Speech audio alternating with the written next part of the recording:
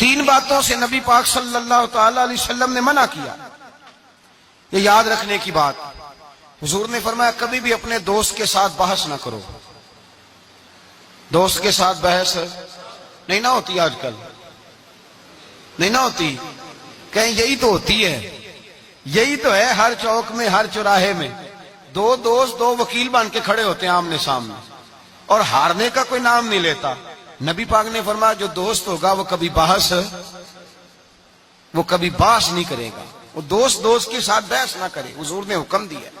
اور دوسرے نمبر میں فرمایا کوئی دوست کبھی اپنے دوست کا مذاق نہ اڑائے، کبھی مذاق نہ اڑائے۔ دیکھیں نا، یہ اللہ تبارک و تعالیٰ کی تخلیق ہے، کسی کا رنگ گورا ہے، کسی کا کالا ہے، کسی کا قد اونچا ہے، کسی کا نیچا ہے، مذاق نہ اڑائے، لفظوں میں، معنوں میں، اشاروں میں، کسی بھی حوالے۔ اپنے دوست کا جہاں مذاق ہوتا ہے وہاں نفرت پیدا ہوتی ہے، یاد رکھنا۔